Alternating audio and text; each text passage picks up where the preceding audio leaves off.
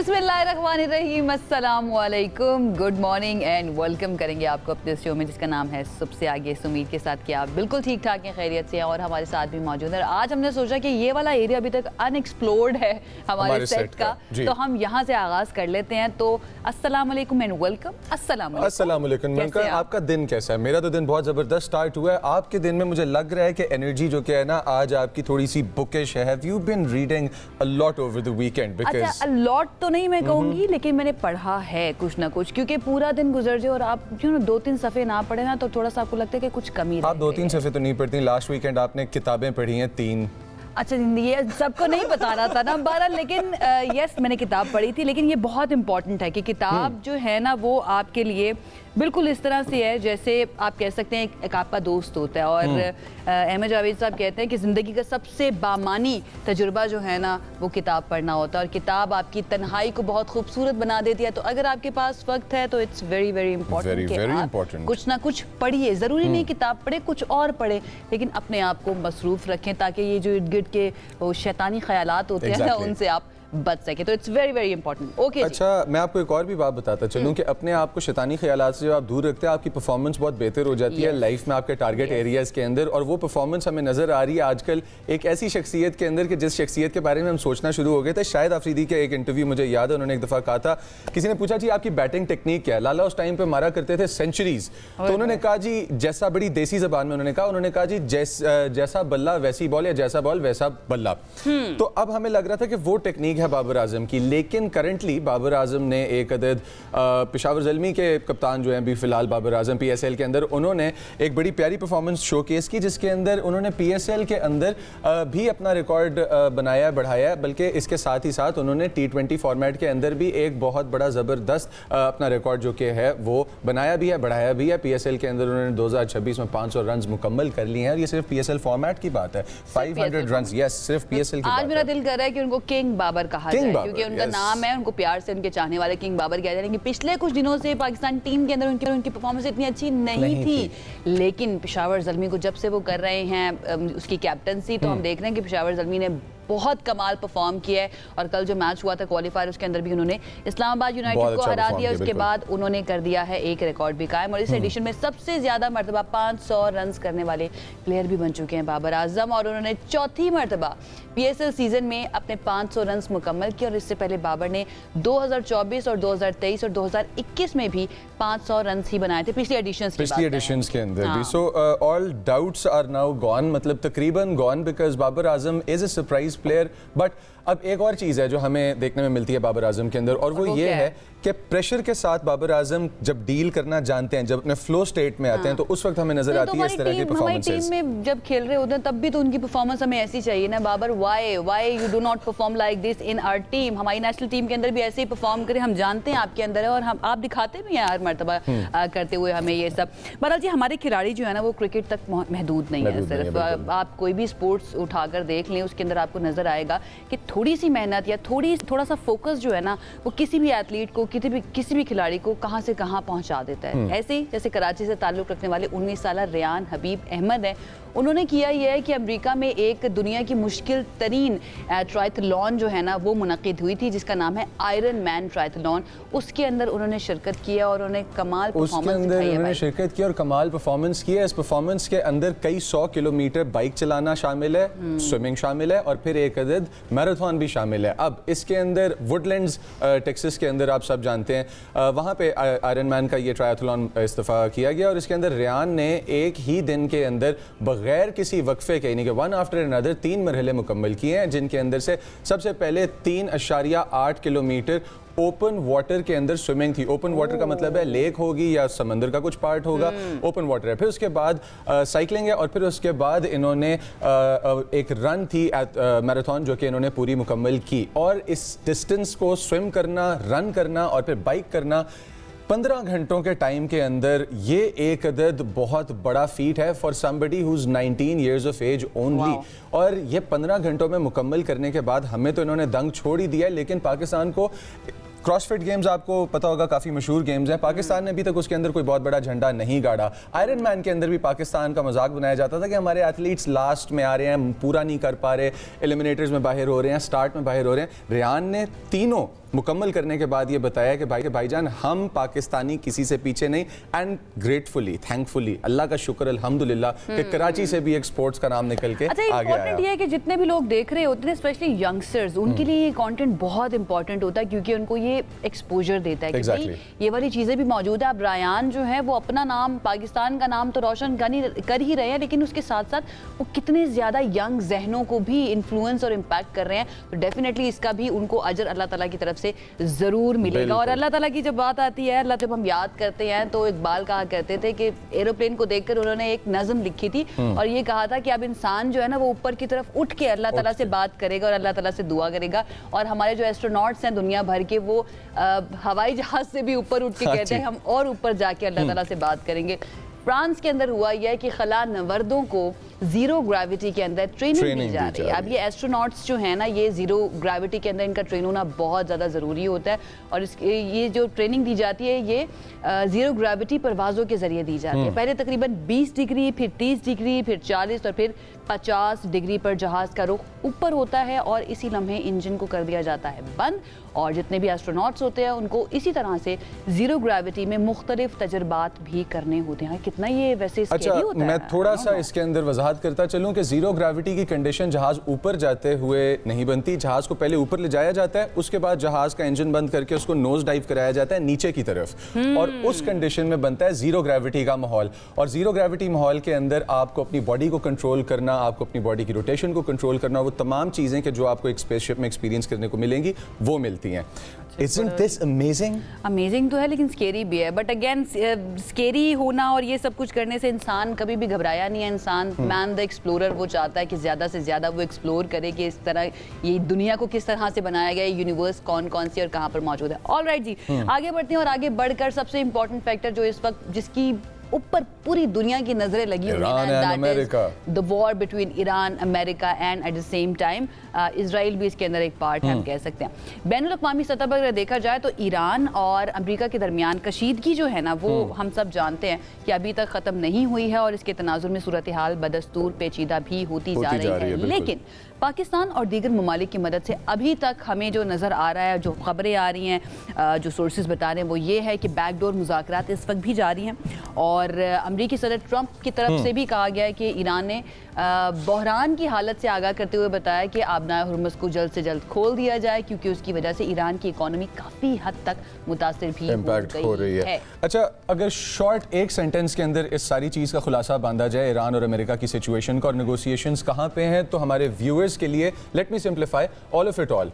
Iran कह रहा है कि न्यूक्लियर के अलावा बाकी चीज़ें डिस्कस कर लेंगे और अमेरिका कह रहा है कि पहले न्यूक्लियर डिस्कस करना है। दिस इज़ द पॉइंट कि जहाँ पे ये तमाम चीज़ें आके फंसी हुई हैं। दूसरी जानिब ईरानी वज़ारत दिफा के तर्जुमान जो के हैं वो अमेरिका पर कड़ी तनकीद करते हुए उन्होंने ये बात कही है कि अमेरिका खुद मुख्तार रियासतों पर अपनी पॉलिसीज़ को मुसल्लत नहीं कर सकता। इसका मतलब है सुपर इम्पोज करना अपने डिसीजंस को इंडिपेंडेंट नेशंस के ऊपर, ये चीज़ हम लोग नहीं बर्दाश्त करेंगे और अमेरिका नहीं कर सकता। जबकि मगरबी इक़्तिदार की साख जो है ना वो अब मुतासर हो चुकी हुई है, ये इनके मुताबिक, ईरान के मुताबिक ये भी है, बिकॉज इंटरनल फ्रैक्चर्स अब हमें नजर आ रहे हैं ऑल ओवर द वर्ल्ड जो कि फूट रहे हैं वेस्टर्न सोसाइटी के अंदर से। क्या आपको लगता है कि Iran is taking all the right measures? Because I think $500 million a day is a big bump.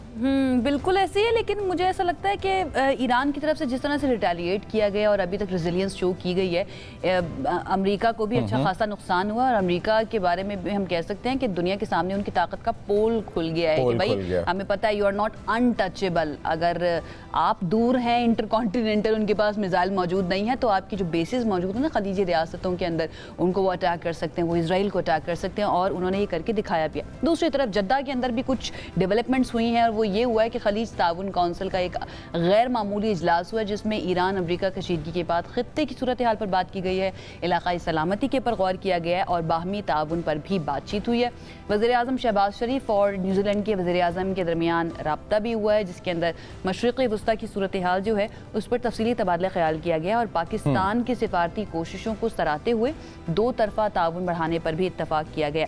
Important development ये है कि कतर की तरफ से एक मरतबा फिर कहा गया है कि भाई हम पाकिस्तान की सालिसी की हिमायत करते हैं, यानी कि उन्होंने एक तरह से कॉन्फिडेंस शो किया कि पाकिस्तान जो इस वक्त एक मीडिएटर का किरदार अदा कर रहा है उसके ऊपर कतर को भी भरोसा है। और बहुत से हमारे जो इर्द गिर्द के हमारे पड़ोसी हैं ना, उनकी तरफ से रंग में भंग डालने की हमेशा ही कोशिश की जाती है। इसमें भी कोशिश की जा रही थी कि भाई पाकिस्तान के ऊपर किस तरह से ट्रस्ट किया जा सकता है। दुनिया ट्रस्ट कर रही है और प्राइम मिनिस्टर शहबाज शरीफ और फील्ड मार्शल ने बताया भी है कि किस तरह से डिप्लोमेसी की जाती है या फिर मीडिएटर का रोल प्ले किया जाए।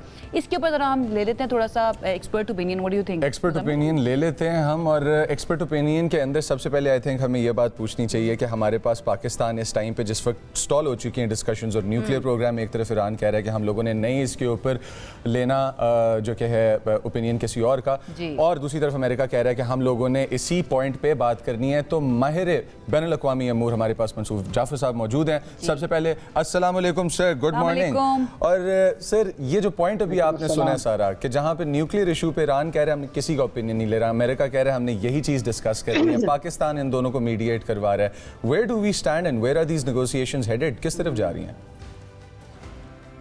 जी, पाकिस्तान जिन मुज़ाकराती अमल में पेश है, यकीनन वो इस वक्त बैकेंड पे अब भी जारी हैं, क्योंकि इस वक्त ईरान ने जो अपना मौक़िफ़ पेश किया है, जो अपनी रेड लाइन्स मुतय्यन की हैं, वो अमेरिका तक पहुंचा दी गई हैं, जिसमें उन्होंने जो कॉन्फिडेंस बिल्डिंग मैयर के तौर पे एक इक़दाम जो तजवीज़ किया है, उसमें आबनाए हुर्मुज़ की बंदिश का खात्मा और साथ साइमल्टेनियसली अमेरिकन ब्लॉकेड का खात्मा, ये मैं समझता हूँ चीज़ उन्होंने फ्लोट की है और कहा है कि इसके साथ साथ पैरेलल कुछ पाबंदियाँ जो आयद हैं ईरान पर, उनको जो पाबंदियाँ ख़ासतौर पर यूरोपीय यूनियन या अमेरिका के सदर के इंतज़ामी ऑर्डर के तहत लगी हैं, वो फौरी तौर पर ख़त्म की जानी चाहिए। इससे एक कॉन्फिडेंस बिल्डिंग मैयर के तौर पे एक ग्राउंड हमवार होगी, और उसके बाद न्यूक्स का मामला, दीगर मामला जो इस वक्त अमेरिका के एलानिया जंग के मकासद थे, उन पर बात की जा सकती है। अच्छा सर, आपको लगता है कि इस टाइम पे ईरान की तरफ से जो स्ट्रेट ऑफ हॉर्मुज़ है वो न्यूक्लियर से ज़्यादा बड़ा इशू बन चुका हुआ है?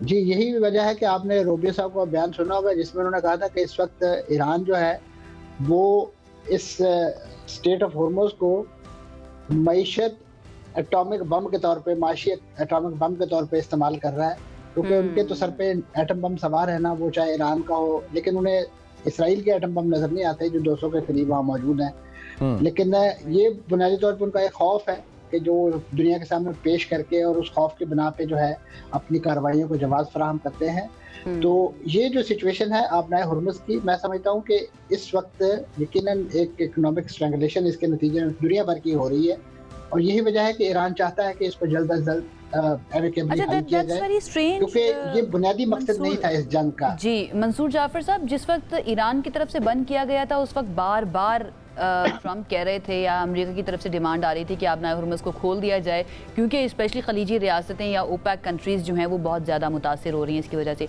अब अमेरिका ने ही ब्लॉकेड कर दिया है, तो अब उन रियासतों की तरफ से क्या एतराज़ नहीं किया जा रहा? वन पॉइंट ये, दूसरा पॉइंट ये भी ऐड कर लीजिएगा कि ईरान ये चाहता है कि उस पर जो पाबंदियां लगी हैं उनको हटा दिया जाए, लेकिन रीसेंट डेवलपमेंट के अंदर अमेरिका की तरफ से 35 नए इदारे और नई शख्सियात है जिनके ऊपर पाबंदियां अभी लगाई गई हैं। तो ये तो बहुत ज़्यादा कॉन्फिडेंस बिल्डअप नहीं करेंगे इस तरह के इकदाम?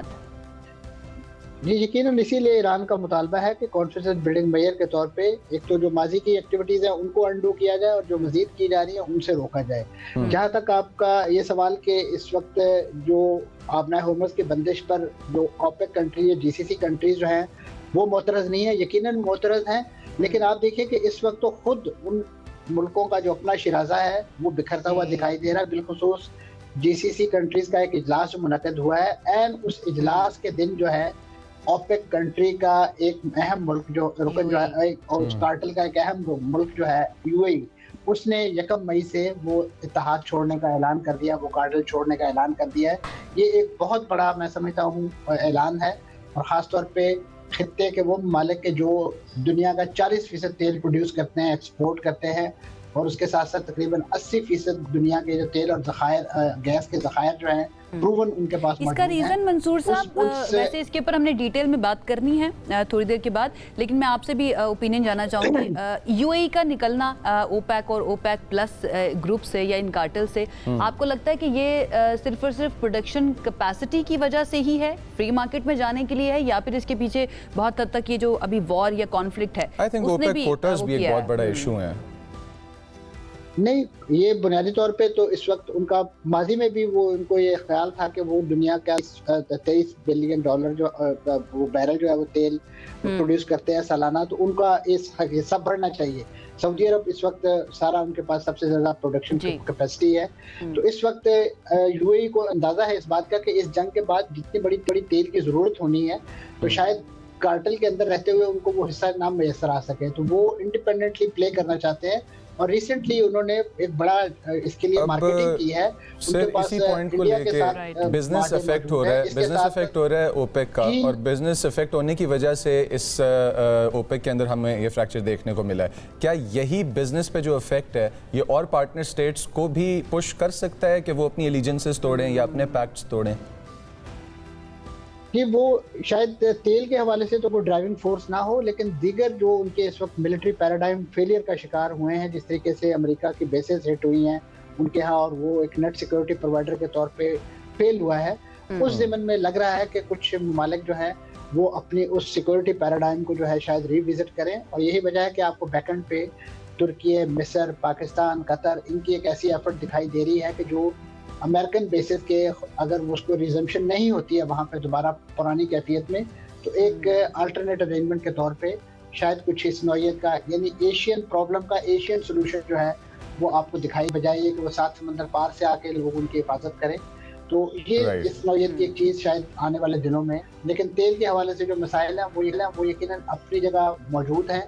इस वक्त डोनाल्ड ट्रंप साहब ईरान को तो बहुत डराते हैं कि आप फौरी तौर पे आप नाए हुर्मुज़ खोलिए, क्योंकि आपके तेल के ज़खायर जो हैं वो रुकना शुरू हो गए हैं, वो मंबे ख़त्म हो रहे हैं। लेकिन उन्हें ये नहीं पता कि उनके पड़ोस में जो जीसीसी कंट्रीज मौजूद है उनके भी तो तेल के ज़खायर ऐसे ही हैं, इम्पैक्ट हो रहे हैं, भी कोई चीज़ पंपिंग नहीं हो रही। तो प्रॉब्लम ये है कि जितनी ज़्यादा स्टेबिलिटी की हमें ज़रूरत है, कॉन्फ्लिक्ट खत्म करने की ज़रूरत है, उतनी ज़्यादा नए से नए कॉन्फ्लिक्ट सामने आ रहे हैं। Thank you so much, thank you sir Mansoor Jafar sahab, हमें ज्वाइन करने के लिए और अपना एनालिसिस हमारे सामने रखने के लिए। बहुत इंपॉर्टेंट है भाई, अपने आप को मेंटली तौर पर प्रिपेयर्ड रखिए। ऑलरेडी ऑयल प्राइसेस हमें पता है बहुत ऊपर है, शॉर्टफॉल्स भी आने वाले हैं। जो इस वक्त अप्स एंड डाउन्स हमें नजर आ रहे हैं ना पूरी वर्ल्ड पॉलिटिक्स के अंदर, ये बहुत ज्यादा हमारी लाइफ को इंडिविजुअली बहुत ज्यादा इफेक्ट। अच्छा, अजीबोगरीब चीजें जो आप लोगों को हैरान कर दें, उनमें से एक और अजीबोगरीब चीज है और उसमें भी डोनाल्ड ट्रंप साहब का एक अदद बयान है। हाँ जी, अगरचे आपको कोई कहे my mother had crush on you, आपको कैसा फील होगा?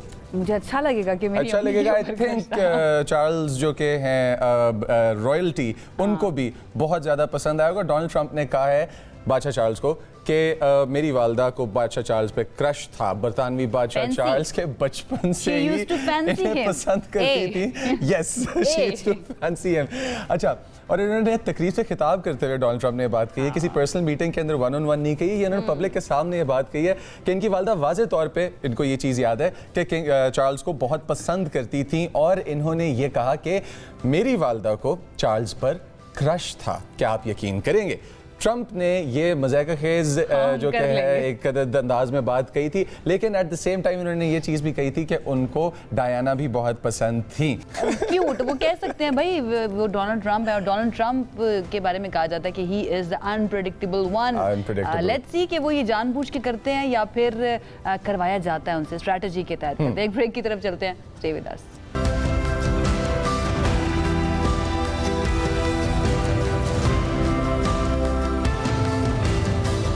हाय जी, welcome back from that break. और इसी के साथ खबर लेते हैं एक बड़ी ज़रूरी, और क्यों, क्योंकि ओपेक कंट्रीज़ के अंदर से जो हमारे लोग ऑयल की इंडस्ट्री में और ऑयल के शेयर्स में, ऑयल के स्टॉक्स में इन्वेस्ट करने का शौक रखते हैं, प्लस जो एनर्जी सेक्टर से ताल्लुक़ रखते हैं, उनके लिए बहुत अहम खबर है। और ये है कि ओपेक में से एक अदद अहम partner that is UAE has decided to step out. अलहदगी का ऐलान कर दिया गया है, और ये फैसला 1 मई 2026 से नाफिजुल अमल होगा। क्यों? क्योंकि फैसले के अंदर सबसे पहले यूएई ने देखा है अपना बेनिफिट। इनको महदूद कर दिया गया था 30 लाख बैरल के ऊपर, जबकि इनकी कैपेसिटी 40 लाख से भी ऊपर प्रोड्यूस करने की है। और अपने राइट ऑफ बिजनेस को मद्देनजर रखते हुए फाइनली एक अदद ऐसा फैसला लिया गया कि जिसके अंदर इन्होंने अपनी पॉलिसी को, अपने स्टेट को फर्स्ट रखा है।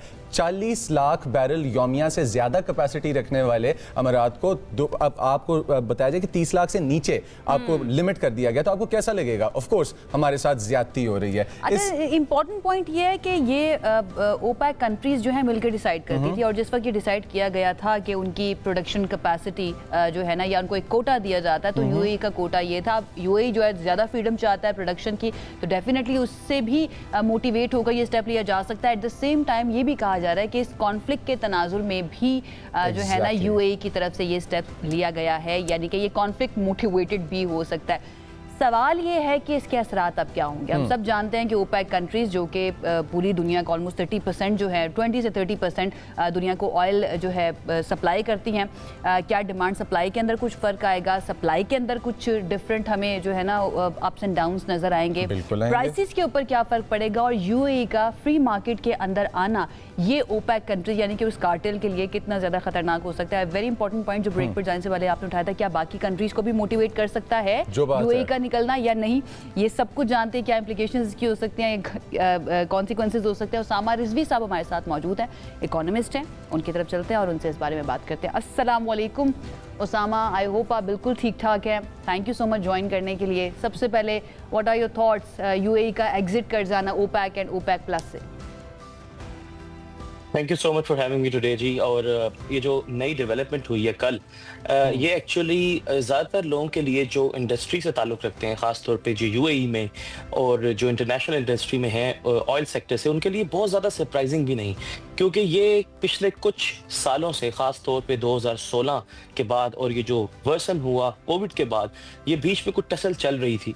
और ऑब्वियसली ये जो मूव है, ये खाली ऑयल सेक्टर या ऑयल प्रोडक्शन बढ़ाने के लिए नहीं है, ये एक वाइडर जियोपॉलिटिकल मूव है। इसके जो कॉन्सिक्वेंसेस हैं वो फॉरेन रिलेशंस गल्फ कंट्रीज के आपस में भी, और गल्फ कंट्रीज के यूएस के साथ, और गल्फ कंट्रीज के एशियन मार्केट्स के साथ सब कुछ रीडिफाइन करेंगे। तो ये जो अभी जंग हुई है, बस इसने इस चीज को ट्रिगर किया है। It was supposed to happen you know at any given point in the coming years. अच्छा उसामा, ये जो अब्राहम अकॉर्ड के बाद हमने सुना कि यूएई बहुत क्लोज हो गया इजराइल के, क्या उसके अंदर इजराइल का भी कोई हाथ हो सकता है, या कुछ कुछ ऐसे यकीन दहानियाँ, अगर मैं कह सकूँ, यकीन दहानियाँ इजराइल की तरफ से भी हो सकती हैं यूएई के साथ? आपको लगता है ऐसा कुछ हो सकता है?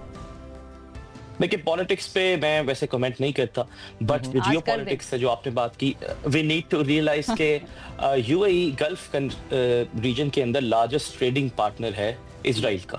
नाउ दुनिया जो इस वक्त मूव कर रही है या आगे जा रही है, उसके अंदर हम ये देखते हैं कि जो ट्रेड होता है, trade is like water, it always finds its way. वो कहीं ना कहीं से होके ट्रेड के जो रिलेशनशिप होते हैं वो एस्टेब्लिश हो जाते हैं। यूएई के अंदर इस वक्त अमेरिकन इन्वेस्टमेंट, इस वक्त इजराइल की इन्वेस्टमेंट और भी काफी ज्यादा इन्वेस्टमेंट इतनी ज्यादा है कि उनके स्टेक्स रीजन में सबसे हाईएस्ट हैं। आपको ये जान के हैरानी हो शायद कि जो अबू धाबी है in terms of the richest city in the world for AI funding, that is not anywhere else in the West, that is Abu Dhabi, and I was there back in November at EDIPEC के ऊपर, और उसमें मुझे ये इंकशाफ हुआ कि उधर इतने बड़े बड़े फर्म्स हैं जो कि $2 खरब की इन्वेस्टमेंट उधर लेके आना चाह रहे हैं। और नेचुरली जो कुछ हो रहा था, इसके बाद ये इम्पैक्ट हो जाएगा। हम लोग ये देखने लगे थे कि यहाँ पे यूएई जो है वो अपनी कैपेसिटी को आने वाले कुछ टाइम के अंदर 50 लाख बैरल तक प्रोडक्शन के लेके जाने का एम रखता था। अब ये 50 lakh, since they're out of the OPEC now, they're independent now, ये 50 लाख बैरल जब मार्केट में एंटर होना शुरू होगा उस टाइम तक, तो मार्केट में वाइडर रिपल इफेक्ट्स क्या होंगे? एनर्जी मार्केट पे क्या असर होगा हमारे पास, ऑयल की मार्केट पे क्या असर होगा? लेकिन ये बड़ा एक छोटी सी अमाउंट है। इस वक्त वो 3.5-4 के करीब अगर प्रोड्यूस कर रहे थे, या 3 के करीब प्रोड्यूस कर रहे थे, अगर 2 मिलियन बैरल्स पर डे आ भी जाता है, दैट इज ओनली 2% और may be less than 2% of the daily oil demand of the world. Similarly supply, हमें ये देखना पड़ेगा कि ये इतना आसान नहीं है। और यूएई अपनी मर्जी से 2016 में उन प्रोडक्शन कट्स का हिस्सा बना था जिसमें ऑयल प्राइसेस को स्टेबलाइज करना था। ऑयल प्रोड्यूस किस प्राइस पे करना होता है ये इंपॉर्टेंट होता है, इसलिए इंपॉर्टेंट नहीं होता कि प्रोड्यूस कर लें।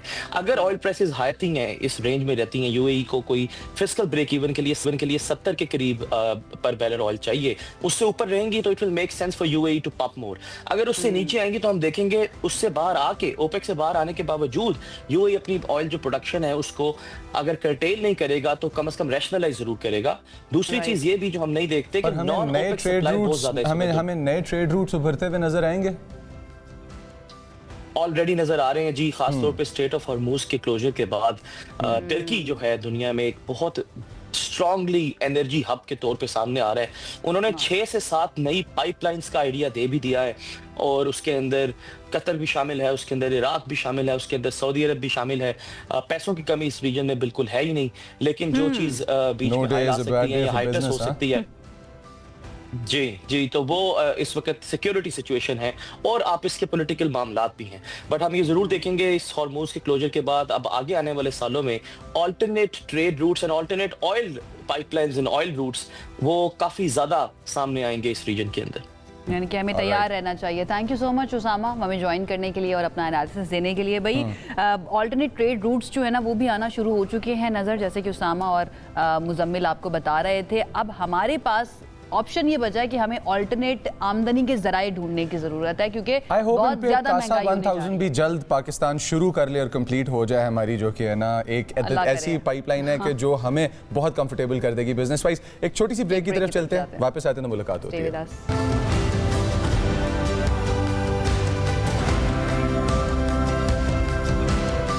ब्रेक के बाद आपको खुशामदीद कहते हैं। किसी भी मुल्क की तरक्की का राज ये होता है कि आपने किस तरह से अपने बच्चों की हिफाजत करनी है, उनके फ्यूचर को सिक्योर करना है और उनके फ्यूचर के लिए ऐसे इकदाम करने हैं जो इस चीज़ की ज़ामिन बने कि उनका मुस्तकबिल रोशन होगा। ऐसा ही कुछ किया जा रहा है पंजाब के अंदर भी, जहाँ पर बच्चों के हुकूक के तहफ़्फ़ुज़ के हवाले से एक अहम पेशरफ सामने आई है, एंड दैट इज़ कि पंजाब असम्बली ने चाइल्ड मैरिज रिस्ट्रेंट बिल 2026 मंजूर कर लिया। ये कानून ये बताता है कि अब लड़कों और लड़कियों दोनों के लिए शादी की कम से कम उम्र जो है वो 18 साल मुकर्रर कर दी गई है, जबकि कम उम्री की शादी को नाकाबिले ज़मानत जुर्म करार दे दिया गया है। ये कानून न सिर्फ एक बड़ी कानूनी तब्दीली लाया है, बल्कि माशरे के अंदर और माशरती सतह के ऊपर इसका एक अदद बहुत बड़ा और बहुत फार ऑफ असर भी मुरतब होगा और हो सकता है। माजी में पंजाब के अंदर लड़कियों के लिए शादी की जो सबसे कम उम्र थी वो थी 16 साल, 16 ईयर्स ऑफ एज, जिस पर काफ़ी अरसे तक बहस छिड़ी रही, जारी रही और इसके बाद नए कानून के अंदर ये बात सामने आई और इन डिलिब्रेशंस के बाद ये बात सामने आई कि बच्चों के लिए ये चीज़ ठीक नहीं है। अगरचे इसकी मंजूरी के दौरान असेंबली में बहस चली, बल्कि मैं कहता हूँ बहस जहाँ पे होती है वो बहस आपको क्लैरिटी तक लेके आने के लिए बहुत ज़रूरी है। अच्छा, वो बहस सिर्फ वहाँ तक महदूद नहीं रही ना, बल्कि पूरे मुल्क के अंदर हम कह सकते हैं कि इस बारे में बहस होती रही कि हमारा शरिया लॉ कुछ और कहता है, हमारा कॉन्स्टिट्यूशन कुछ और कह रहा है, लेकिन फाइनली इस बिल को मंजूर कर लिया गया है और इसके ऊपर मेहनत करने वाली और फ्रंट फुट पर रहने वाली आज हमारे साथ मौजूद है, जो चेयरपर्सन है child protection and welfare bureau Punjab की, सारा अहमद साहिबा, जो कि एक MPA भी हैं। उनकी तरफ चलते हैं, उनको वेलकम करेंगे। अस्सलाम वालेकुम सारा, थैंक यू सो मच हमें ज्वाइन करने के लिए। सबसे पहले मैं चाहूँगी कि आप इस बिल के बारे में थोड़ा सा हमारे देखने वाले नाज़रीन को बताइए, चीदा पॉइंट्स जो हैं इसके क्या हैं। जी बिल्कुल, देखिए after lot of struggle and after many years finally Punjab ने चाइल्ड मैरिज रिस्ट्रेंट बिल 2026 मंजूर किया है एंड मुझे लगता है ये बहुत बड़ा, it's a very big day in the field of child protection, क्योंकि मैं समझती हूँ पर्सनली ये चाइल्ड प्रोटेक्शन इशू है, ये बच्चियों की जिंदगी का सवाल है, उनके हेल्थ का सवाल है, जो बिल अभी मंजूर किया। I am very grateful to chief minister Punjab Maryam Nawaz and senior minister Maryam Aurangzeb, जिन्होंने बहुत ओनरशिप ली, इसको बिल को गवर्नमेंट ने ओन किया और फिर जो स्पीकर पंजाब असेंबली मलिक अहमद, उन्होंने इसको मंजूर करवाया और काफी 3 घंटे लगे हमें ये बिल मंजूर कराने में उस असेंबली से, पंजाब असेंबली से परसों। बेसिकली ये बिल जो है वो अभी तक पंजाब में एज थी गर्ल्स की 16 years minimum age for marriage and boys की थी 18 इयर्स, तो एक तो बहुत डिफरेंस था दोनों की एजेस में। तो हमने ये एज जो बिल है वो कहता है कि अब गर्ल्स की एज भी 18 हो जाएगी, तो दोनों की सेम एज एंड दूसरे सूबों में भी एज 18 ही है, क्योंकि इवन अकॉर्डिंग टू UNCRC जो भी 18 इयर्स से कम उम्र है वो बच्चा है, राइट? वो डेफिनेशन ऑफ चाइल्ड केपी में तो 16 ही है सारा भी। जी 18 है, according to UNCRC age minimum age is 18 but anybody below the age of 18 is a child. Yeah, I'm जी, talking about कि वहाँ पे जो and लॉ दूसरी इस बात वक्त ये मौजूद bill है जो है केपी में, दैट इज 16 केपी की मैं बात कर रही हूँ, खैबर पख्तूनख्वा के अंदर। जी जी जी मिनिमम एज का केपी में अंडर प्रोसेस है ये वाला लॉ, वहाँ पे जी। भी 18 कर रहे हैं वो एज को, लेकिन बलूचिस्तान, इस्लामाबाद एंड सिंध में ये ऑलरेडी 18 है सिंस मेनी इयर्स। जी, मतलब जी, काफी ऐसा पहले ही। उन्होंने ये कानून अडॉप्ट कर लिया ऐसा था। ही है। तो अब पंजाब में भी काफी टाइम से जेर बहस रहा है, मैं बहुत सालों से इस पे जो है काम कर रही हूँ। एंड ये बेसिक कानून ये कहता है कि अगर कोई 18 साल से कम उम्र बच्ची से शादी करता है तो वो जो दूसरा पार्टनर है, एक तो वो मुजरिम जो है उसको सजा मिलती है, फिर जो निकाह रजिस्ट्रार है वो मुजरिम करार दिया जाएगा, एंड जो पेरेंट्स इसके पीछे जो वालिदैन ये करवा रहे हैं जो भी, वो भी जो है सजा याफ्ता होंगे। तो इसमें कुछ फाइन और कुछ इम्प्रिजनमेंट ये सब है। एंड ये ऑल्सो इसके रूल्स में शामिल है कि CNIC का होना जरूरी है, कि एट द टाइम ऑफ निकाह बच्ची का CNIC जो है, लड़की का CNIC देखा जाएगा टू डिटरमिन कि वो 18 की है या नहीं है। तो ये इसके कुछ जो है वो इम्पोर्टेंट पॉइंट्स हैं। और इस पे अब इम्पोर्टेंट ये भी है कि इसकी इम्प्लीमेंटेशन कराई जाए, कि अभी इसके रूल्स ड्राफ्ट होने हैं, रूल्स मंजूर होने हैं, और उसमें रूल्स मंजूर करने से पहले हम अच्छा, implementation is the next part definitely. उसके अंदर हमें चैलेंजेस भी देखने को मिलेंगे, लेकिन ये बिल मंजूर होने से पहले जो हमने चैलेंजेस देखे हैं हम सब जानते हैं, जो हम ब्रेक में डिस्कस भी कर रहे थे। क्या डेलिब्रेशंस, आपने बताया कि बहुत सारे ग्रुप्स के साथ डेलिब्रेशंस की गई हैं, हमारे उलमा के साथ डेलिब्रेट किया गया है इस मामले को, क्योंकि उधर से काफ़ी जो है ना तनकीद की जा रही थी इस लॉ के ऊपर। जी देखिए, मोर देन 20 सेशंस हुए हैं जिसमें मैं खुद मौजूद थी, डेलिब्रेशंस के, डिफरेंट सिविल सोसाइटी के सेगमेंट्स के साथ, स्टेक होल्डर्स, जिसमें डिफरेंट प्राइवेट NGOs, गवर्नमेंट, मैं तो वहाँ पे मौजूद थी as government rep of course, and जो लीगल फ्रेटर्निटी है उसको ऑन बोर्ड लिया गया। मतलब all segments of the society have been taken on board. जो UNFPA हमारा डेवलपमेंट पार्टनर है, उन्होंने जो है they had sponsored these sessions, and वहाँ पे उलेमाए कराम को ऑन बोर्ड लिया गया। उसमें काफी मुस्लिम लीडर्स को इनवाइट किया गया था उन मीटिंग्स में, and I was also part of them that those meetings. और आगे जो रूल्स हम मंजूर कराएंगे उस पे भी हम उनको ऑन बोलेंगे। तो काफी बहस के बाद, और ये हमने few quick questions about the figure of 18 because this is a sensitive topic. इसको जब भी कभी हम सोसाइटी में डिस्कस करेंगे तो हमेशा चार्ज्ड डिस्कशन होगी, इसको कभी एक ऐसी डिस्कशन के तौर पे नहीं लिया जाएगा कहीं पे भी, save a few people and a few circles. पहली बात कि हमारे पास जो हमारे उलमा हैं उनकी तरफ से एक आता है कि ये फिगर ऑफ 18 जो है ये कहाँ से लाया जा रहा है, हु डिसाइड्स कि 18 पे बंदा मैच्योर है, 17 पे नहीं है, 16 पे नहीं है, या 21 की एज तक मैच्योरिटी नहीं आती। पहली बात ये। दूसरी बात कि जो age difference between the girl and the woman and the man post 18, उस एज डिफरेंस को भी रूल्स में इंक्लूड किया जाएगा, बिकॉज बहुत ज्यादतियां मैंने लड़कियों के साथ होती देखी हैं, 14-15 साल की लड़की और 38 साल का 36 साल का लड़का, मतलब इस तरह के वाकयात वो लड़का तो नहीं हम कह सकते उसको। एग्जैक्टली तो हम लोग इस एज गैप के ऊपर भी काम करेंगे रूल्स में। जी देखिए, एज ऑफ नाउ तो एज गैप को नहीं मद्देनजर रखा गया, लेकिन जो आपका दूसरा पॉइंट था कि उनको ऑन बोर्ड दिया गया है नहीं, और उनका वो जो आप इस्लाम क्या कहता है, दैट वाज योर क्वेश्चन। तो बेसिकली आई थिंक देखें, इस्लाम ये कहता है कि मैच्योरिटी होना भी जरूरी है, राइट? मैच्योरिटी होना, और इस्लाम चाइल्ड प्रोटेक्शन पे बहुत ज्यादा एम्फसाइज करता है। इस्लाम बच्चियों की जिंदगियों के, उनकी हेल्थ के ऊपर बहुत प्रायोरिटी देता है। तो मैं तो आपको बता रही हूँ, तो ये जो 18 की ये आप कह रहे हैं 19 क्यों नहीं है, 20 क्यों नहीं है, I know this is subjective, लेकिन एक 18 ग्लोबली एक जो एज जो है ना बच्चे की दी जाती है कि above below 18 anybody is a child, so globally this is followed. And UNCRC की एज है, पाकिस्तान जो है वो उसने रेटिफाई किया हुआ है UNCRC को, तो पाकिस्तान में भी 18 समझा जाता है एज, बट मिनिमम एज हमारे डिफरेंट हैं डिफरेंट प्रोविंसेस, और लेकिन बाकी सूबों में मैंने बताया कि 18 ऑलरेडी कर चुके हैं वो, अदर देन KP। तो ये एक सब्जेक्टिव ऑफ कोर्स बात है, but as far as the religion, I think Islam gives the most priority to girl child's health and safety, and emphasizes on child protection. Because different अहादीस में सूरह निसा में बच्चियों की हेल्थ के बारे में बात की गई है। बिल्कुल ऐसे ही है। ख़वातीन के हुकूक सारा के बारे में बात की गई है। उलमा की तरफ से ये जो बात की जाती है या जो एतराज़ उठाया जाता है कि आपने पूरी दुनिया में जो चीज़ राइज है उसको मानना है या फिर इस्लाम की तरफ से जो आपको बताया गया है वो मानना है, तो ये तो कुछ हद तक ठीक नहीं लगता कि इस्लाम तो हमें ऑलरेडी एक ज़ाब्ता हयात देकर गया है कि किस तरह से रहना चाहिए। जी देखिए, आई थिंक देखिए हर चीज़ के इंटरप्रिटेशंस हैं, राइट। तो इसलिए मैं आपको बताया कि कुछ उलेमा जिन्होंने जो ये बिल को सपोर्ट करते हैं वो भी तो मुसलमान ही है, राइट। तो this is a subjective issue and I think वो इंटरप्रिटेशन की भी बात है।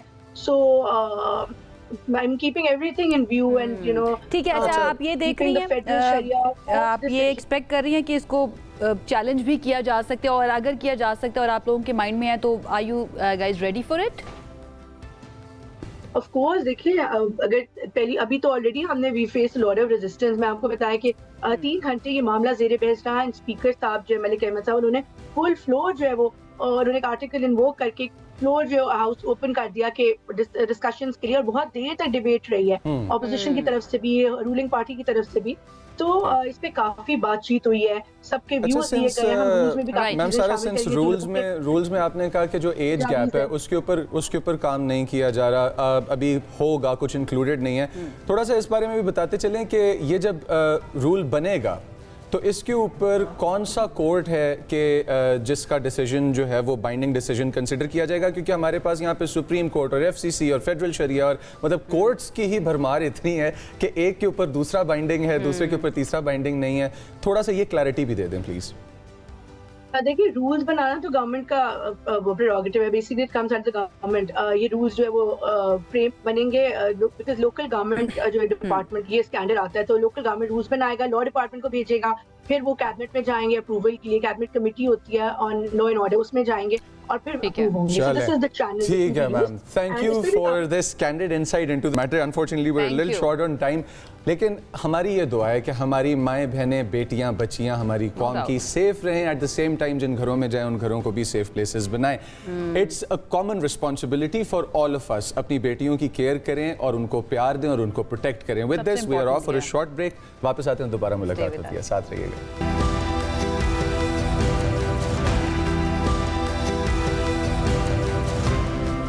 वेलकम बैक व्यूअर्स, और आपके लिए एक अदद रिफ्रेशिंग न्यूज़ भी है कह लें और एक अदद ब्रीफिंग भी है वो लेके आए। वो ये है कि आपको लगता है प्रोफेशन करके उस प्रोफेशन के अंदर अरेस्ट हो जाता है इंसान। हमारे पास पाकिस्तान के अंदर एक अदद वकील, एक अदद सहाफ़ी, एक अदद साइकोलॉजिस्ट, एक अदद फैशन डिज़ाइनर और एक अदद टूरिज़म की इंडस्ट्री से ताल्लुक़ रखने वाली 5 ख़वातीन हैं। ये टोटल दोस्त हैं आपस में, डिफरेंट प्रोविंसेस से इनका ताल्लुक है, इन्होंने भी ब्रेक पे बताया, representing all of Pakistan save Balochistan. तो अगर बलोची वुमेन आउट देयर, आप ये ग्रुप ज्वाइन कर सकती हैं अगर आप करना चाहती हैं, तो फिर हमारा पूरा पाकिस्तान कंप्लीट हो जाएगा। ये दोस्ती, जुनून और शौक का एक दिलचस्प गठजोड़ और एक सफ़र है। क्यों?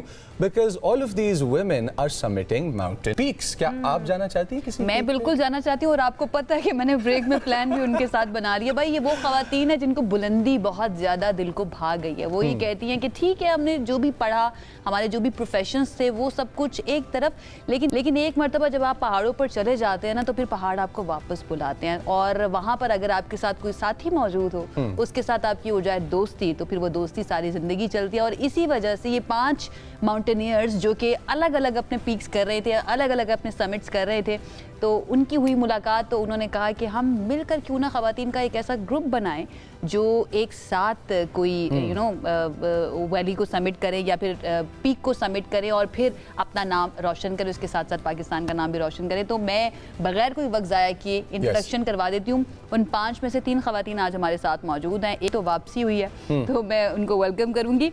अस्मा मंगेश हमारे साथ मौजूद है। Asma, thank you so much हमें ज्वाइन करने के लिए। हमारे साथ बिस्मा मौजूद है। Bisma, thank you so much join करने के लिए। एंड जोनी मौजूद हैं। Johnny, thank you so much हमें ज्वाइन करने के लिए। कैसे हैं आप लोग?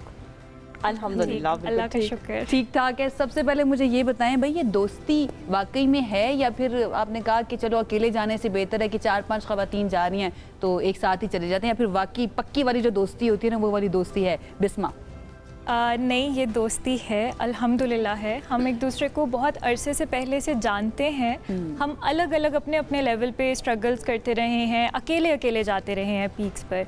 मगर एक पीक जो हमने पिछले साल की थी स्कर्दू में, बरीला पीक का नाम है, और वो स्पॉन्सर्ड थी।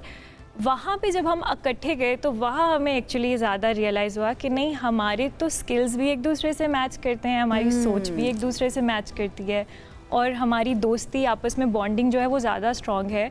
तो अलग अलग चीज़ें करने की बजाय हम लोग मिलकर एक साथ चलते हैं। तो वहाँ एक्चुअली हमें रियलाइज़ हुआ लाइक हायर एल्टीट्यूड पे कि नहीं, हमारी दोस्ती भी ज़्यादा अच्छी है, ज़्यादा स्ट्रॉन्ग है। अच्छा अस्मा, दोस्ती तो स्ट्रॉन्ग है, लेकिन जब इंसान को पहाड़ और विल्डरनेस और सहरा जो एक्सपीडिशंस पे जाते हैं लोग, उनको इन चीज़ों का नशा हो जाता है। आपका घर में रहने का दिल करता है इन सारे एक्सपीरियंसेस के बाद? सच्ची सच्ची बताना है आपने। अच्छा, ये सवाल, और वॉल्स बोरिंग, ये सवाल बहुत रेलिवेंट होता है। हम जब एक्सपीडिशन से वापस आते हैं तो मेरे ख्याल से हम फिजिकली वापस आ जाते हैं, लेकिन मेंटली कोई 1.5-2 माह हमें लगता है लिटरली अपनी वहीं छोड़ आते हैं। एग्जैक्टली हम, और डेली फिर हम वो वीडियोस और वो जो बातें वहाँ हम रिकॉर्ड करते हैं डेली, और ये हर एक का यही हाल है। ये सिर्फ मेरा नहीं है, इसका भी, और जितने लोग नेचर से, पहाड़ों से मोहब्बत रखते हैं उनका यही होता है। उसके लिए फिर उस आपके सवाल का आंसर ये है कि सिंपल, हम इस्लामाबाद वाले ब्लेस्ड थोड़े से हैं कि हमारे पास यहाँ मारगल है। तो हम जैसे ही पहाड़ याद आए तो, क्योंकि पहाड़ होता है, वो छोटा हो बड़ा हो, आपकी मोहब्बत उसके लिए हमेशा वैसी ही रहती है। तो फिर मारगला चले जाते हैं और वहाँ उनसे बातचीत करके, कथारसिस करके वापस आ जाते हैं कि हाँ, हम बड़े पहाड़ पे भी अच्छा, बाकी आप लोग जोनी बातचीत करते हैं पहाड़ों के साथ? आपस में तो करते ही हैं, लेकिन ऊपर जाने के बाद जब आप एक पॉइंट पर पहुंच जाते हैं, अपना अपना टाइम लेते हैं कि दिस इज़ माय टाइम और मैंने पहाड़ के साथ या खामोशी के साथ गुजारना है, होता है ऐसे? हाँ जी, बिल्कुल, बहुत ज़्यादा होता है। क्या बातचीत करते हैं और क्या आपको फील होता है? डू यू फील कंफर्टेबल वहाँ पर जाकर? क्योंकि हमें पहाड़ ज़्यादा अट्रैक्ट करता है, क्योंकि हमारा फील्ड भी यही है। हमें 10 से 11 साल हो गए, मुझे और बिस्मा को।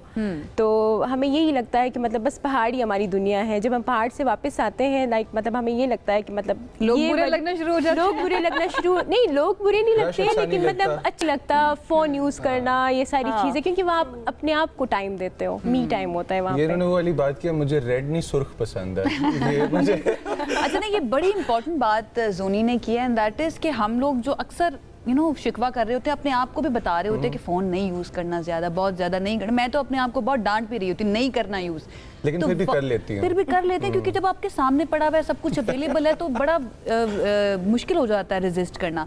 वहाँ पर जाने के बाद आपको फील होता है कि आपका फोकस इम्प्रूव हुआ है, जो अटेंशन स्पैन्स इम्प्रूव हो जाते हैं? क्या ऐसा होता है? क्योंकि हम ये तो बहुत ही ज़्यादा इफेक्ट कर रहा है ना हमारे अटेंशन स्पैन्स को। डेफिनेटली, बिल्कुल ऐसा होता है। इनफैक्ट वहाँ पर ना आपका ह्यूमन कनेक्शन ज़्यादा बढ़ जाता है। हम आपस में एक दूसरे से बातें कर रहे होते हैं, क्योंकि ऑटोमेटिकली सिग्नल्स नहीं आ रहे होते, तो फ़ोन साइड पे होता है और हम सिर्फ उसको पिक्चर्स के लिए यूज़ करते हैं, अदरवाइज उसकी और कोई ज़रूरत नहीं पड़ती है। हम आपस में एक दूसरे के साथ इतना कनेक्टेड होते हैं, नेचर के साथ कनेक्टेड होते हैं, और आई थिंक उस वक्त ज़्यादा खुशी महसूस कर रहे होते हैं। अपनी क्लाइंबिंग का सबसे डिफिकल्ट एक्सपीरियंस भी बताते चलें, जो आपको हर क्लाइंब पे एनकाउंटर करना पड़े। What's difficult part during a climb? I think कि सबसे बड़ी गेम तो आपके माइंड की है, जहाँ पर आपकी बॉडी गिव अप करना शुरू कर देती है ना। आप कहते हो कि अब मैं बहुत थक गया हूँ या सांस चढ़ रही है, वहाँ आपकी माइंड गेम स्टार्ट होती है, और वहाँ आपकी असल स्ट्रगल स्टार्ट होती है, क्योंकि आपके सामने मंजिल है, ठीक है, वो दिख रही है, वहाँ तक आपको पहुँचना है, हिम्मत ख़त्म हो रही है। तो उधर से आपकी जो माइंड गेम स्टार्ट होती है, वो आपकी रियल स्ट्रगल है। और अगर उसके अंदर आपके साथ आपके फ्रेंड्स हों या अच्छी टीम हो, तो फिर आप वाकई टॉप तक पहुंच सकते हैं। अच्छी टीम अगर ना हो, फिर क्या कर सकते हैं? अस्मा प्लीज ये बताएं। मतलब you don't know. Yes, right. बहुत वैलिड क्वेश्चन है। अगर आपकी team for example, my partner has fallen down the cliff.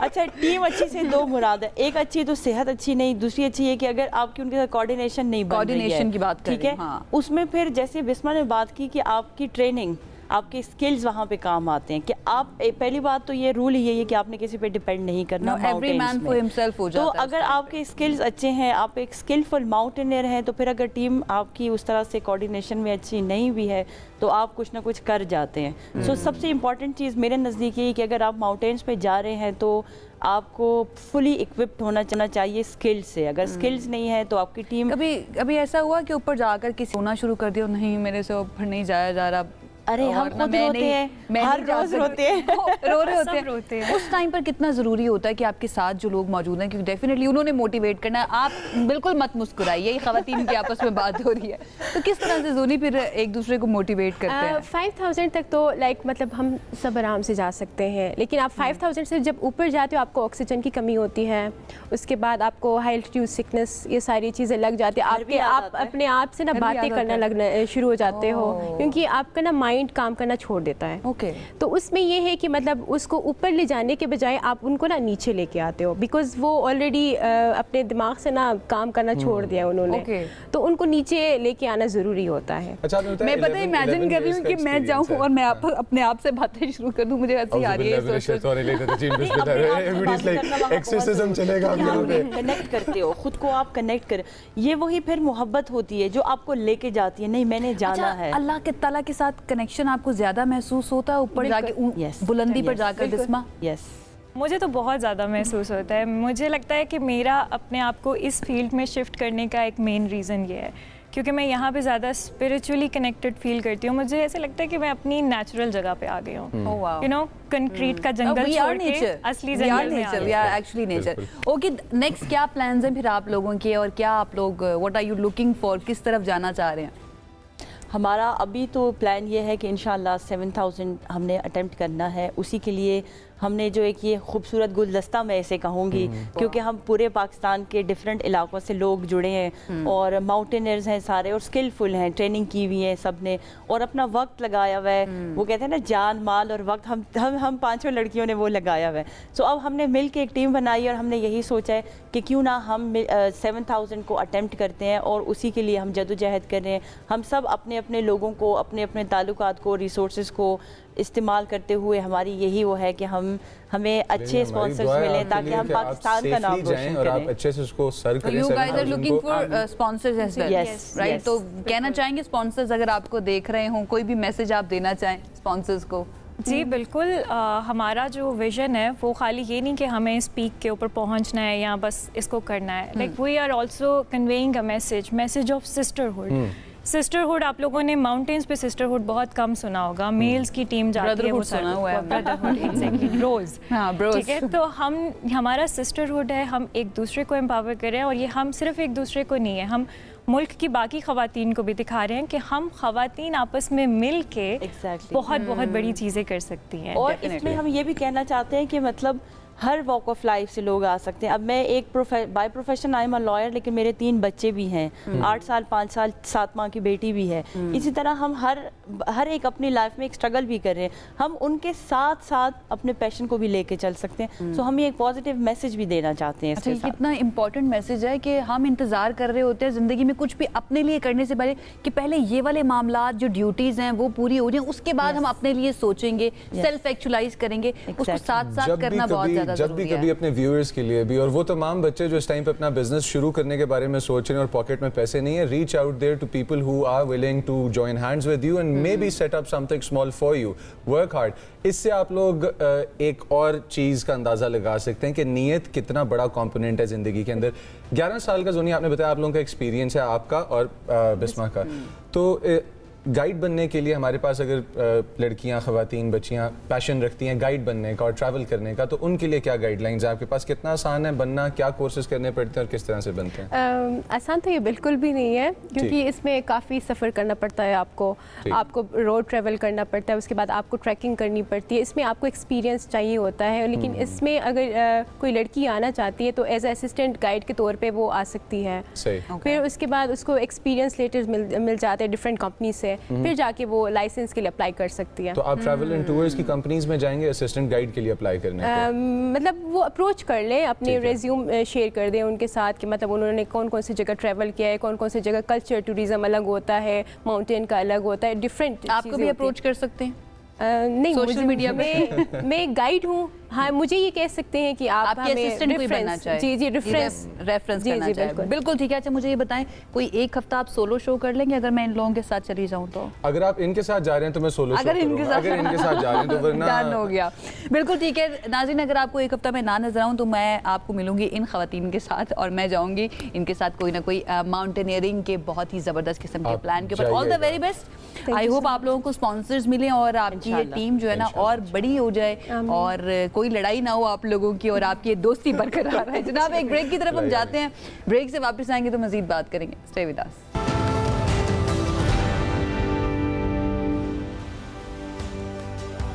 Break के बाद आपको खुश आमदीद कहते हैं। मैं कई मरतबा ये मेंशन कर चुकी हूँ अपने शो के अंदर कि I am proud to be part of this organization. मैं हम बतौर इदारा पूरे की बात करी हूँ, सिर्फ न्यूज़ की बात नहीं करी। क्यों? क्योंकि इसने ऐसा ऐसा कंटेंट प्रोड्यूस किया जिसके अंदर हमारे लिए बहुत ज़्यादा सबक मौजूद होते हैं, हमारे लिए एंटरटेनमेंट मौजूद होती है। हमें ये दिखाया जाता है कि किस तरह से रिश्ते जो हैं उनके अंदर उतार चढ़ाव आते हैं, but at the same time एक बैलेंस होना, टॉलरेंस होना बहुत ज़्यादा ज़रूरी है। और ये सिलसिला रुकने वाला नहीं है, हम सब जानते हैं। आज से हम टीवी के ऊपर एक नया ड्रामा शुरू होने जा रहा है। इससे पहले कि मैं आपको ड्रामे के बारे में बताऊं, मैं उनकी राइटर फरहत इश्तियाक के बारे में आपको बताना चाहूँगी। हम सफ़र आपको याद है, वो इन्होंने लिखा था। यकीन का सफ़र, मीम से मोहब्बत, उडारी जैसे ड्रामे जो है ना वो लिख चुकी हैं। तो हम सब जानते हैं कि फरहत इश्तियाक जो है ना वो सबकी बहुत ही पसंदीदा राइटर है। एट द सेम टाइम अगर मैं बात करूँ जनाब आली इनके डायरेक्टर की, दैट इज़ शहजाद कश्मीरी साहब। दिल मुस्तर, इसका जो OST था ना वो मेरा बहुत ही फेवरेट था भाई। दिल मुस्तर, यकीन का सफर, बिन रोए और परीजाद जो आप सब लोगों को बहुत ग्लोबल ही हिट्स ज्यादा रहे हैं ये ड्रामे, ग्लोबल हिट्स रहे। सिर्फ पाकिस्तान नहीं, बांग्लादेश, इंडिया की बात कर लें हम, ओवरसीज जितने पाकिस्तानी हैं और OSTs ने तो धूम मचाई हुई थी पूरी इंडस्ट्री में। मतलब इंडिया से फैंस निकल के आ रहे हैं ड्रामों के। और इनका तो ये नया ड्रामा जो आने वाला है ना वो आज से शुरू होगा। वो कितने बजे होगा वो तो मैं आपको बताऊंगी। उसका नाम है जंजीरें। तो जंजीरें का प्रोमो देखिए, उसके बाद आएंगे हम वापस और वापस आकर एक स्पेशल सरप्राइज है आप लोगों के लिए। देखिए, मैं कमज़ोर नहीं हूँ, मुझे अपनी हिफाजत करनी आती है और वक्त पड़ने पर ना मैं आपको अपनी हिफाजत करके भी दिखाऊंगी। तुमसे एक लंबी गुफ्तगू करनी है, तुम आना पूरी जिंदगी लेके। इतना प्यार करती हूँ मुझसे। इतना करता हूँ, बल्कि इतना। आपकी खामोशी के पीछे छुपी हर बात समझ सकती हूँ। अपने शेर बेटे की शेर माँ हूँ मैं। धरती पे किए जुल्म और गुनाहों का हिसाब कैसे देंगे?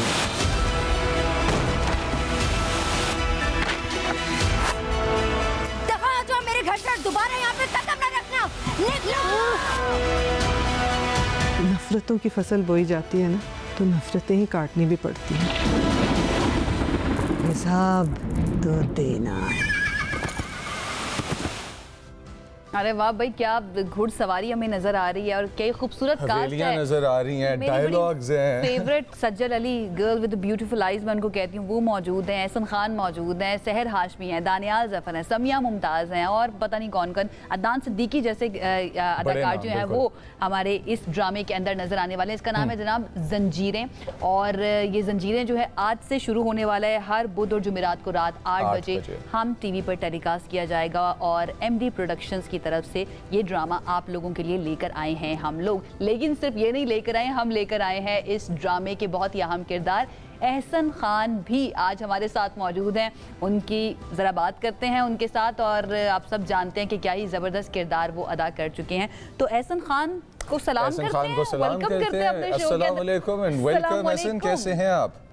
जी अस्सलाम वालेकुम। आप लोग आई होप के बिल्कुल दोनों खैरियत से हैं। Thank you. बिल्कुल ठीक ठाक, thank you so much Ehsan हमें ज्वाइन करने के लिए। आखिरी मरतबा मुझे याद है हमने आपको देखा था उडारी में। उडारी में हम आपको देखकर ना थोड़ा सा डर भी गए थे, जिस तरह का किरदार आपने प्ले किया था। फरहत इश्तियाक का ही वो स्क्रिप्ट था और एक मरतबा फिर हम आपको जंजीरें में देखने जा रहे हैं जो कि फरहत इश्तियाक का ही स्क्रिप्ट है। तो एक डिफरेंट किरदार हमें इस मरतबा नजर आएगा, क्या एक्सपेक्ट करें नाजरीन जंजीरें से? जाहिर है कोई भी प्ले जब आता है तो उस प्ले के साथ हम उडारी का जिक्र और जो बाकी प्लेज आपने नाम लिए हैं, हम टीवी से ख़ास तौर पे मेरे जितने भी प्लेज हैं वो मेरे लिए खुद ही बड़े स्पेशल हैं। तमाम प्लेज स्पेशल हैं। और अगर आप दास्तान से शुरू करें, आप सायका देखें, मेरे कातिल मेरे दिलदार, पारसा, फिर उडारी की तरफ आ जाएं और ना कहो तुम मेरे नहीं, फिर किस्सा मेहरबानों का, और काफ़ी ऐसे प्लेज पानी जैसा प्यार, ये सब मेरे बड़े फेवरेट प्लेस हैं मेरे करियर में। हमेशा मैं ये बात करता हूँ कि हम टीवी के ड्रामों का बहुत हाथ है। So any how, having said that, जंजीरें इज़ येट अनदर मास्टरपीस इंशाल्लाह। और मैं लोगों को ये भी बताना चाहता हूँ, बड़ा क्लियरली ये कहना चाहता हूँ कि this is not my play, ये शहजाद कश्मीरी का प्ले है, ये फ़रद इश्तियाक का ड्रामा है और ये हमारी प्रोड्यूसर मोमना दुरैत का प्ले है। बिकॉज़ उन लोगों की मेहनत की वजह से ही जितने आपको स्क्रीन पे जितनी अच्छाई, जितनी खूबसूरती नज़र आती है, वो ऑब्वियसली प्रोडक्शन, डायरेक्टर, राइटर, उन सबका हाथ होता है सबसे पहले, बिफोर एनीबडी एल्स। और हमारी कोशिश होती है हम अपने अपने किरदारों की वजह से एक अच्छा रंग उसमें भर दें। और मैं एक्टर्स की जब बात है तो मैं ये कहूँगा कि ये प्ले सजल का है, ये प्ले अमीर का है, ये प्ले दानियाल का है, ये प्ले सहर का है। इसमें बाकी जितने भी कैरेक्टर्स हैं हमारे, जो विलन्स हैं, जिन्होंने मेन विलन के रोल किए हैं, उनका ये प्ले है। बड़े ज़बरदस्त एक्टर्स हैं वो। एंड अदनान सिद्दीकी का बड़ा ज़बरदस्त एक मेजर कैरेक्टर है, ये उनका प्ले है। मैं इसमें स्पेशल अपीयरेंस कर रहा हूँ and I want to make that very clear that I have a, when you say special appearance, I would say it's a cameo, it's a very special role that I'm doing, but the role is very अच्छा, I love how Ehsan's enjoying his coffee and also talking about his character। और characters में Ehsan, आप paradoxical characters जब करते हैं ना, कि जिनके अंदर हमें दोनों qualities black and white नजर आ रही होती हैं, जो basically human qualities जो basically human qualities हैं। तो शेरदिल भी हमें एक इसी तरह का कैरेक्टर नजर आया है। जरा थोड़ा सा इस कैरेक्टर के अंदर लेके जाएं हमें और हमारे व्यूअर्स को, कि है क्या, पूरा अच्छा है, पूरा बुरा है, दिल कैसा है और कहाँ खड़ा है ये कैरेक्टर? जी हाँ, शेरदिल का किरदार एक इंतहाई फर्माबरदार इंसान, जो अपने जिस तरह आपने टीज़र में सुना कि और देखा भी आपने कि he is very good to his family, he would be the best husband, the best son, the best brother. But जहाँ पे इज़्ज़त, डिग्निटी, वक़ार की बात आती है, तो ये किरदार जो है शेरदिल उसके लिए डट जाता है, खड़ा होता है और किसी किस्म की दो नंबरियाँ नहीं होने देता। और आप जानते हैं कि आजकल इस तरह के जो लोग होते हैं उनको या तो साइड लाइन कर दिया जाता है या मार दिया जाता है या उन लोगों की बात नहीं सुनी जाती। तो शेरदिल भी ऐसा एक किरदार है जो मुआशरे में अच्छाई चाहता है और जो चाहता है कि उसके इलाके में सब कुछ ठीक रहे। एंड बड़े ज़बरदस्त डायनामिक्स आप देखेंगे कैरेक्टर को बनाने में। जैसा मैंने शुरू में कहा कि हमारे डायरेक्टर, हमारे राइटर का हाथ होता है, तो उसी तरह हमने बस मेहनत की है। हमें विजुअल्स भी नजर आ रहे हैं, वो बड़ी सी पग पहने हुए और ना घुड़सवारी करते हुए। और definitely you are one of the biggest stars of Pakistan. बड़े अदाकारों में आप आते हैं और हमने अक्सर ये देखा है जो बड़े अदाकार होते हैं उनकी कोशिश होती है कि बड़ी कास्ट के साथ ही काम करना है, बड़ी प्रोडक्शन होनी चाहिए, बड़ा डायरेक्टर, नामवर राइटर होनी चाहिए। जंजीर में काम करना और डेफिनेटली कास्ट बहुत अच्छी है और शेरदिल का किरदार एक्सेप्ट करना कि मैं ये करना चाहता हूँ, इसके अंदर आपको ऐसी क्या खास बात लगी जिसने रेजोनेट किया आपके साथ, ने कहा कि मैं करूँगा ये किरदार? I'm glad that I did this character। Mahesh जो हैं हमारे बड़े प्यारे दोस्त हैं, जब उनका मुझे फ़ोन आया इस कैरेक्टर के लिए तो मुझे लगा महेश वैसे तो फ़ोन नहीं करेंगे किसी ख़ास किरदार के अलावा। तो मुझे ये भी बहुत खुशी होती है कि whenever I receive a call from Hum TV or anybody, there's always a very like meaty kind of character that they want to offer me। कोई कुछ नॉर्मल तो ऑफ़र करते नहीं, कुछ बहुत अच्छा डिफरेंट कुछ नया हो रहा तो वो ऑफ़र करते हैं। तो I'm glad that I did this and I would मैं उन सबका शुक्रिया भी अदा करना चाहूँगा। तो आप लोग बड़ा एंजॉय करेंगे इस प्ले को। ओवरऑल पूरा प्ले बड़ा डेफिनेटली हम एंजॉय तो करेंगे, लेकिन एट द सेम टाइम जो मुझे क्वेश्चन दिमाग में आ रहा है वो आपने घोड़सवारी का जिक्र किया है, ठीक है, हमें भी लग रही है आपको? हमें लग रही है थोड़ी सी। तो जरा लेके चले इस ड्रामे के अंदर के जिनमें हमें जो क्या वो असिस्टेंट्स और बड़ी प्रोफेशनल तरीके से हैंडल किए हुए सीन्स नजर आए, घोड़सवारी नजर आई, इंटेंस मनाज़िर नजर आ रहे हैं और ऐसे सीन्स भी शामिल हैं कि जो हमारे ड्रामों में कम देखने को मिलते हैं, बहुत मतलब सनसनीखेज टाइप सा। आप बताएं कि आपका एक्सपीरियंस कैसा था और ये किस तरह से शूट किया गया? जी, जो आप घोड़सवारी की बात कर रहे हैं और स्पेशल वो इस कैरेक्टर के लिए बिल्कुल उसको स्पेशल शूट किया गया और हमारे कुछ सीन्स तो ऐसे थे, आप एक देखेंगे शॉट्स देखेंगे पगडंडी पे पीछे पीछे गाड़ी है और घोड़ा आगे बहुत तेज़ रफ्तार में दौड़ रहा है। सो जी हाँ, वो मैंने खुद कोशिश की और because I am a professional rider, I love horse riding and I enjoy it all the time and I feel it's the best day of my shoot जिस दिन हॉर्स राइडिंग होती है उस शूटिंग में। I really enjoy that. मुझे अगर पूछता है कि फेवरेट हॉबी कह लें या फेवरेट स्पोर्ट कह लें या क्या पसंद है, तो मैं हमेशा घोड़सवारी ज़रूर कहता हूँ। Horse riding, I love horse riding and I really enjoy that and I feel that I mean, I just don't want to take much of your time, but when you're on a horse and when you're riding, it's like you're floating and you're flying और आप दुनिया की हर चीज़ भूल जाते हैं और आपको सिर्फ और सिर्फ एक चीज़ याद रहती है कि आप घोड़सवारी करें। तो इसमें पूरा दिन हम ये सीन्स पिक्चराइज करते रहे। बहुत डिफिकल्ट भी थे बिकॉज ड्रोन को और कैमरास को फॉलो करके बार बार हमें शॉट्स देने थे हॉर्स राइडिंग के, तो वो मेहनत करके हमने किया। अब पूरा दिन लग गया इसमें, बहुत अच्छा लगा। I really enjoyed it. बहुत मरतबा ऐसे होता है कि बहुत से एक्टर्स से नहीं भी होता, which is okay, but then if you are train for a certain thing it becomes easier for you. So we did that and the shots look great. I thoroughly enjoyed that each and every part of it. और मुझे जब कोई बोलता है कि horse riding का scene है और अगर नहीं होता तो मैं अक्सर अपने डायरेक्टर से सबसे रिक्वेस्ट करता हूँ कि हॉर्स राइडिंग का सीन डाल लेते हैं यार, एक बड़ा अच्छा लगता है।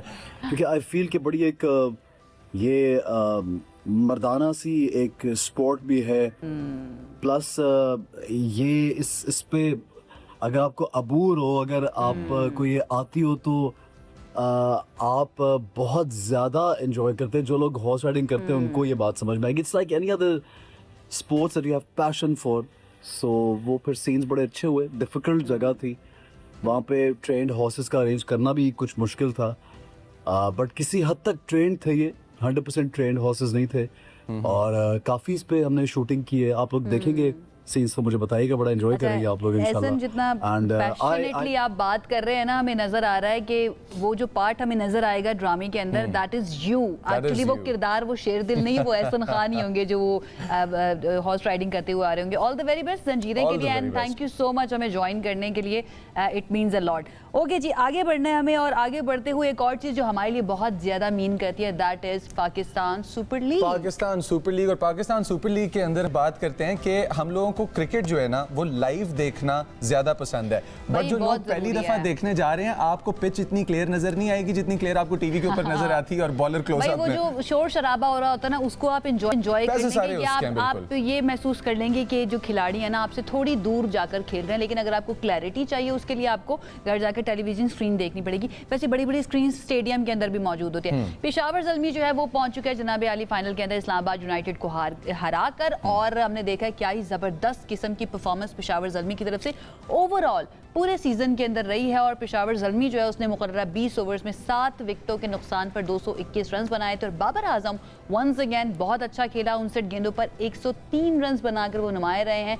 और ये बाबर की T20 करियर की 13वीं और PSL की 4थी सेंचुरी भी है। यानी कि बाबर आजम ने एक मरतबा फिर जो है ना वो 400 वाला मार्क क्रॉस किया और रीच किया अपने रन को लेकर 500 वाला। This is the fourth time in this PSL, ठीक है। तो हमारे पास इस टाइम पे बाबर आजम कर रहे हैं टॉप परफॉर्म। अच्छा, अब उसके बाद हमारे पास जो कुशाल मेंडिस हैं, कुशाल मेंडिस ने 41 रन्स की इनिंग्स अपनी खेली, जबकि हमारे पास एरन हार्डी जो हैं उन्होंने 20 रन्स बनाए। जवाब में हुआ क्या कि पेशावर ज़ल्मी ने 222 रन्स के हदफ के ताक़ुब में इस्लामाबाद यूनाइटेड की टीम पूरी को 191 रन्स पर ढेर कर दिया, 51 पर ढेर कर दिया। अच्छा, हमारे साथ ये सारी सिचुएशन डिस्कस करने के लिए माजिद भट्टी साहब हैं। तो अस्सलाम वालेकुम सर, गुड मॉर्निंग। और हमारे पास अब जो जोश नजर आ रहा है इस PSL के अंदर सर, वो आपको कैसा नजर आ रहा है? हाँ जी, हम ये कह सकते हैं, वो आपको कैसा लग रहा है और आप अब से आगे आने वाले मैचेस को किस तरह रिसीव कर रहे हैं? जी वालेकुम अस्सलाम मुज़म्मिल और आयशा, सुबह खैर। देखें, कल रात को जो हमने मनाजिर नेशनल स्टेडियम कराची में देखे, और मेरा तो नेशनल स्टेडियम में बहुत टाइम गुजरा है और बहुत सारी शक्लें इसकी चेंज हुई। 84 में एक नेशनल स्टेडियम था, फिर 87 में वर्ल्ड कप में कुछ और शक्ल नजर आई, 96 के वर्ल्ड कप में फिर अभी नेशनल स्टेडियम को एक नया रंग दिया गया। लेकिन ये जो पहले 40 मैच मुज़म्मिल और आयशा हुए जो क्राउड के बगैर हुए, और फिर 41वें मैच में जब पीसीबी ने अनाउंस किया उसके बाद ऐसा लोगों का जुनून नजर आया कि लग रहा था कि शायद हर आदमी चाहता है कि मैं स्टेडियम में जाऊं। एक वक्त में गेट क्रैश हो गया, लोग गेट तोड़कर अंदर दाखिल हुए। असल में 6-7 घंटे से धूप में भूखे प्यासे लोग टिकट के लिए कतारों में खड़े रहे, फिर उनको अंदर आने में मुश्किल थी। लेकिन ये क्रिकेट का जुनून था कि मेरे ख्याल में अंदर तो ग्राउंड भर गया, लेकिन शायद उतने ही लोग ग्राउंड के बाहर थे। तो मेरे ख्याल में पीसीबी को क्रेडिट जाता है कि कम टाइम में उन्होंने अच्छे अरेंजमेंट किए। अगर ज्यादा टाइम होता तो बेहतर अरेंजमेंट होते, लेकिन मेरे ख्याल में कराचीआइट्स ने ये तो साबित कर दिया कि उनके बारे में ये जो तासुर है कि शायद वो ग्राउंड में जाकर मैच नहीं हमने देखना माजी में देखा भी था तो ना भट्टी साहब, माजी में देखा भी था, इस पे तनकीद भी काफी हो रही थी कि भाई कराची वाले क्यों नहीं आए ग्राउंड के अंदर। मैं प्रीवियस मैचेस की बात कर रही हूँ जो पीएसएल से पहले हुए थे। अच्छा, एक और चीज इससे साबित होती है भट्टी साहब, आई एम श्योर आप एग्री करेंगे कि कौम का इतनी बड़ी तादाद में, लोगों का इतनी बड़ी तादाद में आना ये भी बताता है हमारे स्टेक होल्डर्स को, हमारी हुकूमतों को, कि हम एंटरटेनमेंट डिप्राइव्ड कंट्री बनते जा रहे हैं। हमें एक मौका मिलता है ना एंटरटेनमेंट का तो हम भागते हुए दौड़ते हुए चले जाते हैं, और भी अपॉर्चुनिटीज होनी चाहिए इसके लिए। बिल्कुल आयशा, आप सही कह रही हैं। और कल रात को मैच के बाद तकरीबन को 11:30 पौने 12 बजे जब मैं घर के लिए रवाना हो रहा था तो मैंने 4-4, 5-5 किलोमीटर लोगों को पैदल जाते हुए देखा। मेरे ख्याल में अनाउंस तो हुआ था कि इन लोगों के लिए बसें चलाई जाएंगी, लेकिन मुझे तो बसें नजर नहीं आई। बेचारे लोग जिनमें नौजवान ज्यादा थे, कुछ बड़ी उम्र के लोग भी थे। लेकिन बिल्कुल आपने सही कहा कि हमारे मुल्क में एक ही एंटरटेनमेंट है।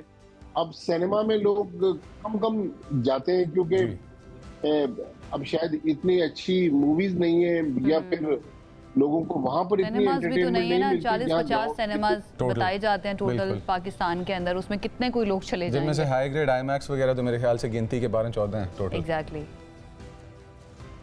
लेकिन एक और भी उसकी वजह थी कि पीसीबी ने टिकट्स की कीमत जो थी वो कम रखी। 500 रुपए मेरे ख्याल में मुनासिब है। शायद यही वजह थी कि 500 रुपए एक आम आदमी के लिए मुनासिब कीमत है। अदरवाइज 500 रुपए तो आपने टिकट पे करनी है, फिर रिक्शे, टैक्सी या बसों का किराया देना है, फिर आपने 600-700 रुपए का कुछ खाना पीना है, तो 1500-2000 रुपए एक आम आदमी के लिए जिसकी तनख्वाही बहुत ज्यादा नहीं है तो जरा मुश्किल होता है। लेकिन बहरहाल मोहसिन नकवी साहब को, पाकिस्तान क्रिकेट बोर्ड को क्रेडिट जाता है कि उन्होंने कम वक्त में अच्छा अरेंजमेंट किया। और लग ऐसे रहा था जब बाबर आजम बैटिंग कर रहे थे, क्योंकि ज्यादातर लोग ना बाबर आजम को देखने आए थे, उनके तो पैसे वसूल हो गए, लेकिन मनाजिर वो थे, ऐसा लग रहा था कि शायद हम पेशावर में बैठे हुए पेशावर ज़ल्मी और इस्लामाबाद यूनाइटेड का मैच देख रहे हैं। इरादे क्या लग रहे हैं भट्टी साहब आपको बाबर जिस तरह से परफॉर्म करते जा रहे हैं? I hope, I am sure, Allah करे, मेरी दुआ है ये कि वो अपनी इस फॉर्म को कंटिन्यू करें और कौमी टीम के अंदर भी परफॉर्मेंस देते हुए नजर आए। आपको लग रहा है कि वो कैरी करेंगे इसी फॉर्म को आगे भी? देखें, बिल्कुल आयशा आप सही कह रही हैं कि इरादे उनके बिल्कुल यही हैं कि इस परफॉर्मेंस को कन्वर्ट करें इंटरनेशनल क्रिकेट में। और शायद हम पिछले प्रोग्राम में भी यही डिस्कस कर रहे थे कि बाबर आजम अब जिस तरह पीएसएल में परफॉर्म कर रहे हैं, अब से हफ्ते डेढ़ हफ्ते बाद पाकिस्तान बांग्लादेश की टेस्ट सीरीज है, इसी तरह की फॉर्म को वो वहां कन्वर्ट करें।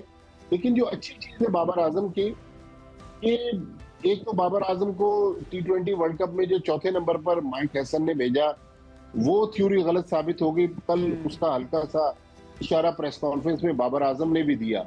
लेकिन बाबर आजम अब सोशल मीडिया पर जाकर अपने क्रिटिक्स को जवाब नहीं दे रहे।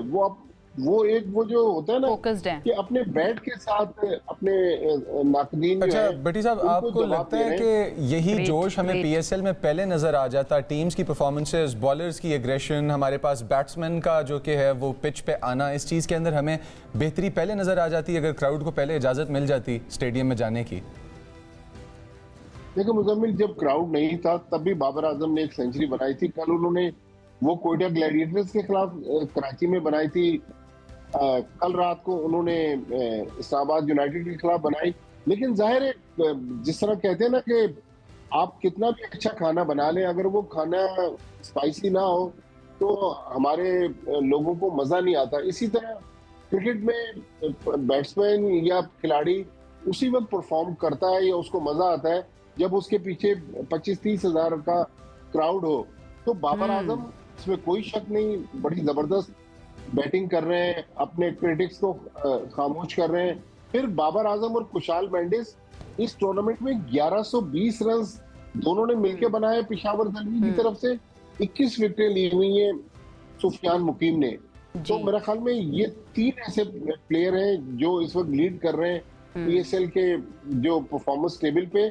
लेकिन उसके बाद आप देख लें कहीं एरोन हार्डी वो परफॉर्म कर रहे हैं, कहीं फरहान यूसुफ परफॉर्म कर रहे हैं, अब्दुल समद ने भी एक आध मैच में परफॉर्म किया। तो मेरे ख्याल में ये माहौल की बात है कि पेशावर जल्मी ने, जिनके हेड कोच ऑटिस गिब्सन है, जिनका ताल्लुक वेस्ट इंडीज से, वो इंग्लैंड के भी कोच रह चुके हैं, बांग्लादेश के भी रह चुके हैं, उन्होंने, मिसबाउल हक ने, मोहम्मद अकरम ने, इन्होंने ऐसा माहौल पेशावर जल्मी को दिया हुआ है। काश ऐसा माहौल पाकिस्तान टीम में भी आ जाए जिससे पाकिस्तान टीम की परफॉर्मेंस भी बेहतर हो। अल्लाह करे, हम तो हमेशा यही बात कर रहे होते हैं। अच्छा, इस्लामाबाद यूनाइटेड के पास एक और मौका अभी मौजूद है। सेकंड फाइनलिस्ट भट्टी साहब के मुताबिक कौन हो सकता है? मुल्तान सुल्तान्स और हैदराबाद किंग्समैन का तो आज मैच होने जा रहा है। लग ऐसे रहा है आपको मुल्तान सुल्तान्स और इस्लामाबाद यूनाइटेड में से कोई हो सकता है? देखें, इस्लामाबाद यूनाइटेड 3 बार की चैंपियन है, अच्छी टीम है। कल वो बिल्कुल चौक कर गए, 70 रन के बड़े मार्जिन से उनको डिफीट हुई। जाहिर है अपोजिशन इतनी स्ट्रांग थी।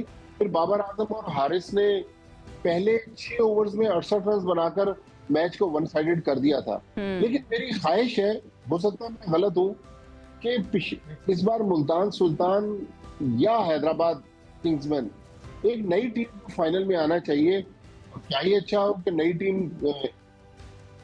हैदराबाद किंग्समैन चैंपियन बन जाए।